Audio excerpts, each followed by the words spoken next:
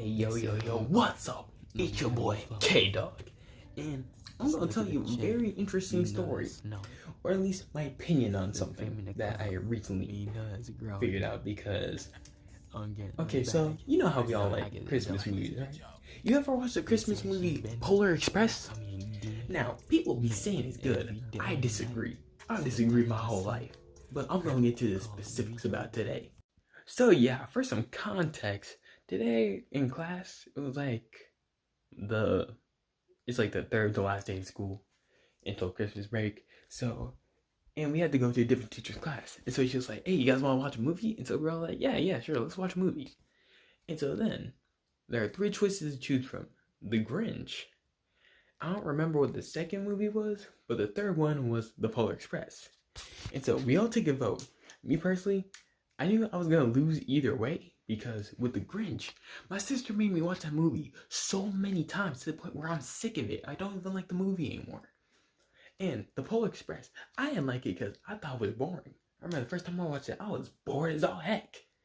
And the third movie, I don't remember which one it was. All I know is that I just didn't like it. So I know no matter what happened, I was still going to lose. So I abstained from voting. I didn't vote. And the Polar Express one. So we start watching the Polar Express. And so then I'm like semi-paying attention. I'm also like talking to my friend. And then while we're watching, I'm just like, wait, parts of this movie don't make sense. Like to start off, the main character, I don't know what the heck his name was. I don't remember because I was too busy getting mad at him for like every 5 minutes. But yeah, like he sees a train outside his house. He gets on the train, blah, blah, blah, blah, blah. And I'm like, okay, well, first off, I don't think there were any tracks on here. And I'm pretty sure a magic train, even if it's magic, it still needs tracks, I'm pretty sure. So, how did that get there? Also, how have none of the grown-ups seen this? Explain that to me, explain. Also, because they were making it seem like it was some type of yearly occurrence, but based off of how he was reacting, he had never seen this before. So I don't know what they talking about yearly occurrence because apparently it's never come through his neighborhood before. Then that one kid with the glasses, he was making me so angry. First he was snitching, and not to mention his voice is annoying as heck. Another observation I made about the movie is that, bro, all these kids are ugly, man. Like, they aren't even average. No, they're all just butt ugly. Like, I was looking at all these people, I was like, dang, they all look mad goofy. Like, I've never seen such ugly children in my entire life. And so, another thing I got mad about were the inconsistencies in the movie. So, basically, this one girl that the protagonist he becomes friends with, she sees, like, there's a kid sitting in the back, and she's like, oh, okay, hey, train conductor, let's bring some hot cocoa. He's like, oh, yeah, okay, all right, cool.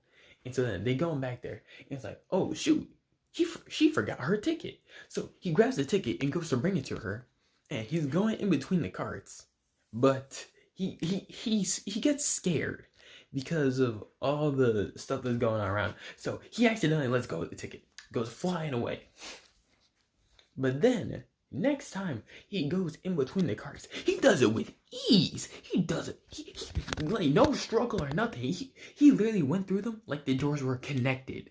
And I'm just like, that's so inconsistent. Not to mention the scene where he loses the ticket. It goes flying off. It does this whole thing where it flies like all the way across the entirety of the area that they're in. Then it somehow ends up back in the train. And then it's on a vent the whole time. And that made me so annoyed.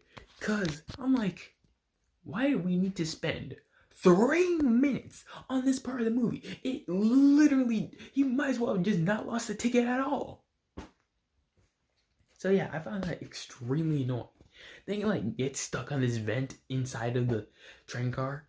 And so then he's like, oh, I accidentally lost her ticket, I'm sorry. And train conductor's like, oh, wow, you irresponsible little child. And so, and here's the thing. He's looking at the train conductor. The train conductor is in front of the ticket. So I know for darn sure he can see the thing on top of the vent. Yeah, he somehow doesn't notice it until there's only like a little bit of it peeking out, because like it starts to slowly go into the vent, and at that point a little bit of it's peeking out, and he tries to grab it. It's like, I know darn sure you wouldn't have been able to see before, so how are you only seeing it now? And bro, don't even get me started on the ice scene. Basically, they go over these ice tracks, but one of the conductors, who is supposed to be so experienced, accidentally breaks the little tiny lever thing, and little tiny part of it is right above the vent. He could easily just pick it up carefully. No, he slams his hand on the vent, and then the part goes into the vent. And then it does a ticket thing where it just goes all the way around the train until it ends back up in their hands. I'm just like, bro, what was the point? And then, so they're having to like turn the train over and over again to like try to get straight so they can go back onto the tracks. And I'm just like, okay, first off, the train conductor, he starts telling them to do some wild stuff. Like he's like, left, right. Then he starts doing, scabernapple, doobaloob. And then, but every single time, the wheels, it goes one way, stops, and goes in the opposite direction. And it just does that every single time. I was like, why are you saying all these different phrases like they're about to be doing something different? It's still just left and right. Why are you trying to make it interesting? And then there's the scene where they go over the steepest hill ever. And I'm just like, at that point, it's just a roller coaster. Why would anyone design it like that? Why would they do that? Like, yeah, what if the brakes fail? Then you're all gonna die. So what's the point of making the tracks like that? This movie makes no sense. And then there'd be people saying, oh, this is a masterpiece. This is so amazing. This is wow. This is the best Christmas movie ever. Do not lie to me like that. Do not lie to me like that. That movie is not good. That movie is not good. I would rather watch Home Alone. And I do not like Home Alone at all. I think it's the most boring movie on earth. But I would rather watch the entire Home Alone trilogy along with the Star Wars movie than watch Polar Express again. Because I swear to God, that movie was making me so angry.